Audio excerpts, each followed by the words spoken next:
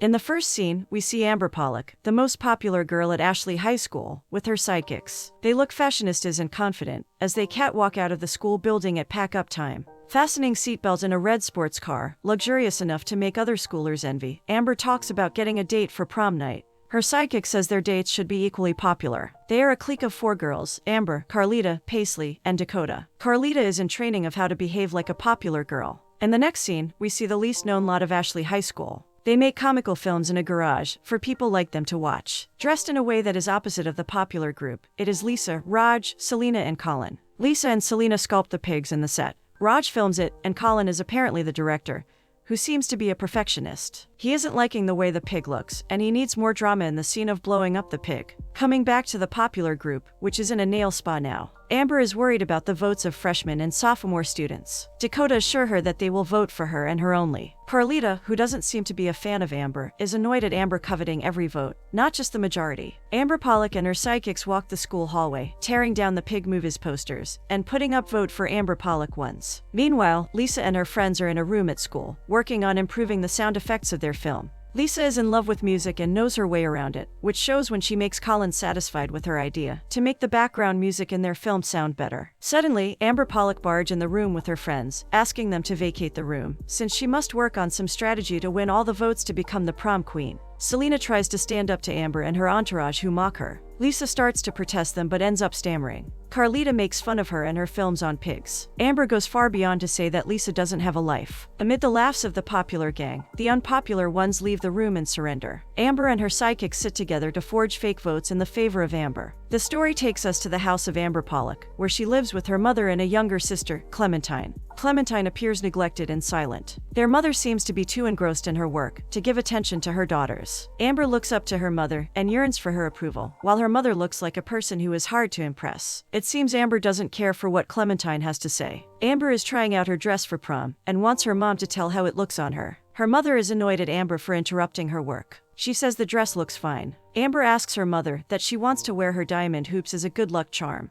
Her mother was wearing those diamond hoops when she won the prom queen crown. Her mother says she can't depend on luck to win. She should work on getting the things she wants and be practical. She gets back to her work, leaving a distressed Amber in mid of her sentence. Meanwhile, Lisa Summers is also trying out her dress from prom. It is a vintage-style dress which her mom wore on her prom. Her mom is loving the look of Lisa in this dress, while Lisa's dad is behind a newspaper, indifferent to all this. Lisa doesn't look happy in this dress. On top of that, she has no date for prom, and she feels like a loser about it. Her mom tries to calm her, saying it is fine not to have a date on prom, since there are going to be a lot of students coming without a date. She snaps Lisa's photo and shares the memory attached to the dress. She is laughing and teasing Lisa. It looks like a happy family. It is prom night. Lisa is going to stay inside the parked car and apply for Juilliard. She desperately wants to go to this art school. She sees Nick, a schoolmate she has crush on, waving in her direction. She is surprised and excited, so she waves back, but gets disappointed after finding that he is calling for someone else. Inside the school, while everyone is busy with dance and music, Carlita, with Paisley and Dakota, is doing electoral fraud by stuffing the ballot box with the fake votes. She discards every vote that is not in favor of Amber. Amber arrives in her car. Her boyfriend, Brandon, asks her to go ahead without him, as he is going to take some time to find a parking spot, since all seem occupied. Amber wants to make an impressive entrance, as she already is sure of winning the crown, and she wants to do it with her date beside her. She asks him imperatively to park right away. He reverses the car and parks it, with its rear bumped into some electric transformer. There are sparks coming out of transformer, which Amber and her date ignore, and run to the prom. Everyone clears the way for Amber and Brandon, who are entering like royals. They are center of attention of everybody at the prom. Vice Principal Richard takes the stage. He mocks the ones without a date. Then he announces Amber Pollock as the winner of prom queen crown. He says it is first time in the history of this school that someone is winning with unanimous decision. Amber feigns surprise and walks to the stage to get the most coveted crown. The damaged transformer is causing short circuit, and sparks fall everywhere on the stage. Mr. Richard forbids Amber from touching the metal crown. She grabs the crown, which apparently has current running in it, and passes away. Everyone gasps. They gather around her lifeless body. Amber's spirit is standing in her prom dress and takes time in accepting that she really has passed away. She is sad that she was inches away from wearing the crown she wanted so much. Desperately, she reached out for the crown, but is distracted by her broken nail. This is a comical moment. The scene shifts, and Amber is standing in a room with multiple rows of chairs, seem like a waiting area. A gentleman in suit, who appears to be a supervisor, tells her she isn't in heaven or hell, but is in limbo.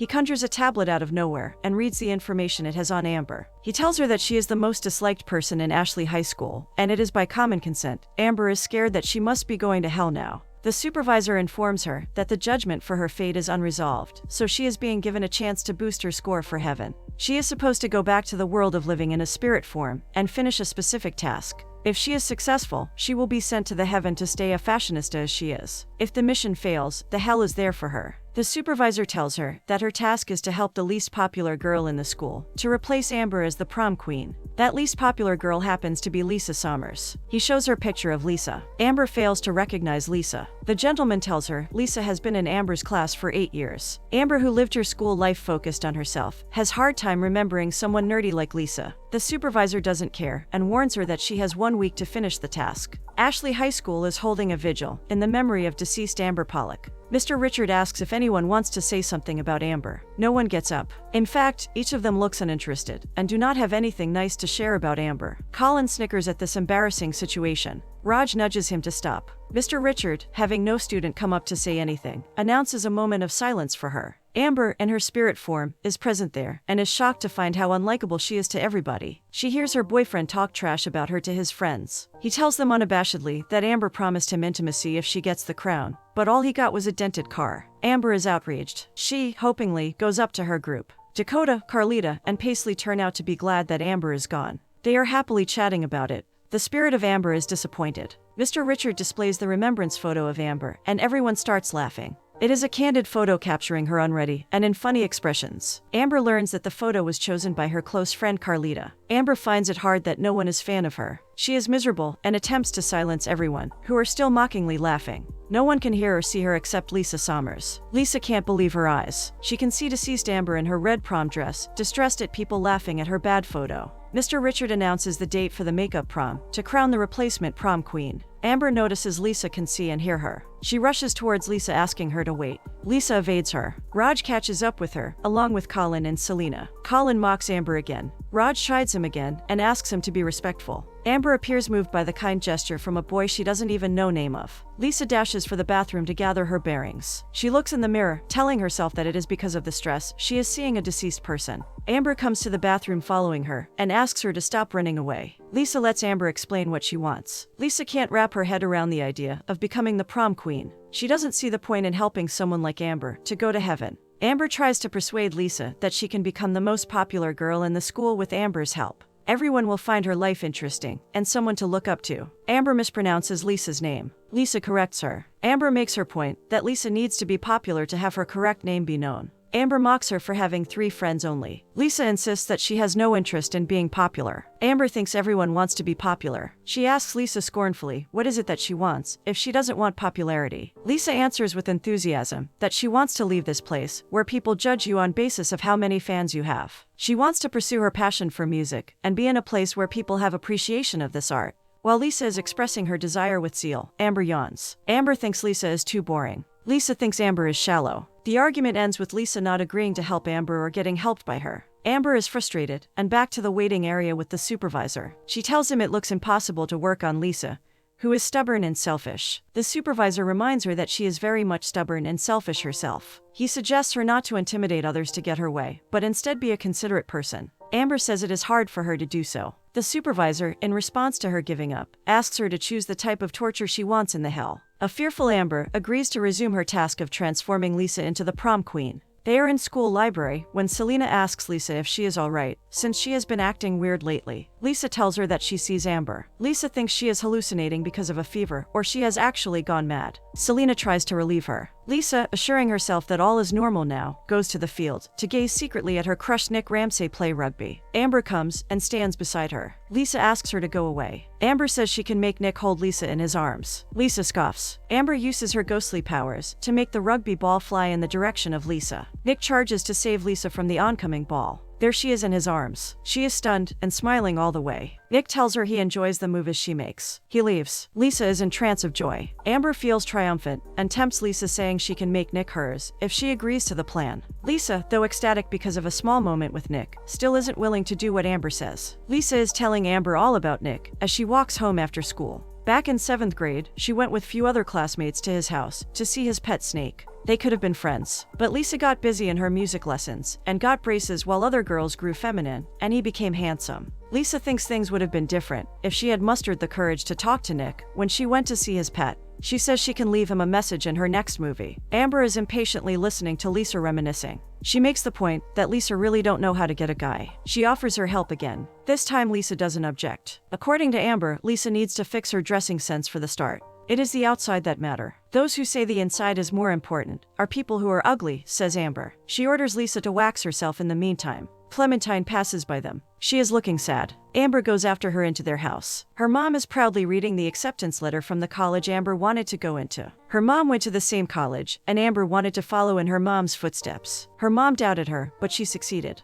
Her mom knows now that Amber actually acted on her advice of reaching out to get the things she wanted. Back at the garage working on films, Selena is in disbelief that Lisa has actually and finally interacted with her crush Nick. Lisa tells her that she might contest for prom queen, which further amazes her. Amber finds no good dress in Lisa's closet. She asks Lisa to skip school today and go to shopping. Lisa's mom is more than happy to see Lisa going to shop for new clothes. Lisa telling the truth to her mom upfront, and her mom being cool about it, is a total alien thing to Amber, who is surprised by this. Lisa is definitely a behaved child, who doesn't go out without permission of her parents. Lisa is trying out the dresses. Amber says to the self-doubting Lisa that she is good looking, and all she needs is to style herself better. While all this is going on, Amber discovers her ghostly power. That is, she can dress up in any way she wants. So, the two girls start having fun, trying out outfits over outfits. They pose, do the ramp walk, and laugh. Lisa declines the calls of Selena on her phone and continues trying out dresses to become the next prom queen. On the other side, Colin is waiting for Selena since she were to work. Raj, being the sweet understanding guy like always, thinks Lisa must have fallen ill. Selena seems to sense that Lisa is blowing them off and looks furious. Lisa gets her hair done and is loving her new look. Now Amber helping her choose perfumes. Amber notices a boy in the store, looking admiringly at Lisa. She asks Lisa to practice talking to guys by calling him over. Lisa, with awkward motion of her hands, invites him over. He says she is pretty. A small talk, and Lisa leaves showing no interest in the boy. Amber is vexed. Lisa wants to focus on getting Nick, not any other guy. Moral principles, Amber remarks, obstruct progress. Lisa is looking all new and attractive in her new hairstyle and dress when she is entering school. The spirit of Amber walks beside her like a victorious guru. Lisa gets confused. She isn't sure of other students' reaction to her avatar. She fears she will be laughed at. Amber tries to convince her that confidence is all she needs to exude now to pull this off. When she fails to make Lisa come around, Amber enters Lisa's body accidentally and finds out her another ghostly power. Now she can drive Lisa. Lisa now flicks her hair like Amber, walks like Amber into school. Everyone is gawking at her. Lisa is clearly enjoying the attention she is getting. Amber gets out of her body, and Lisa still does all with confidence. Amber tells her to avoid nerdy boys and go up to cool guys and get her petition for prom queen signed. Carlita is also running for prom queen. She has been trained by Amber and is surely a tough competition. To add fuel to the fire, she and Nick are together. Seems like Paisley and Dakota are now sidekicks of their new queen bee Carlita. Amber is outrageous seeing Carlita mock her death. She is throwing a party to win the votes for prom queen. She thinks only cool lot of the school should be invited to her party. Selena is at some exorcist's place to free Lisa from Amber's spirit.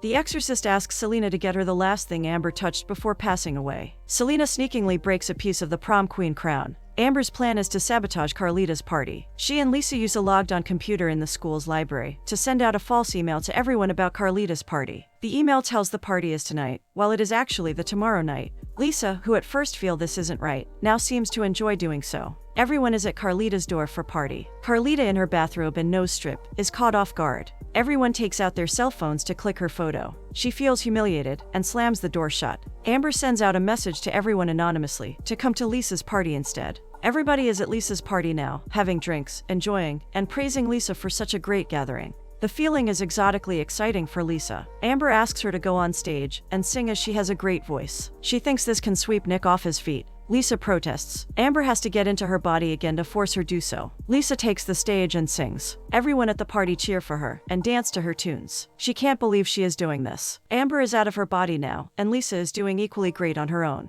Nick compliments Lisa, and they share an intimate moment. He says he is going to break up with Carlita for Lisa. The next morning in school sees Lisa in arms of Nick, while everyone is trolling Carlita with last night's photos of her with nose strip. Carlita isn't happy with this turning of the tables. Selena says to Lisa that she knows it is the spirit of Amber in her, and she will get it out of her to bring her old best friend back. Colin confronts Lisa for not inviting them to her party. Raj is kind enough to let Lisa explain, but Lisa couldn't explain. Colin asks if she will be joining them to resume work on film. Before she could answer, Nick comes over with a rose for her. He asks her to be his date for the prom, which is tomorrow. She excuses herself from Raj and Colin and says she will help with movie later. Raj and Colin feel dejected. Lisa isn't feeling much happy about blowing off her friends at start, but ends up justifying it in her head. Amber thinks she is finally acting like an actual prom queen. Raj comes to her again to ask for help with the movie. At the same moment, Mr. Richard informs Raj that he is being held accountable for sending out a false email through the computer he was logged in.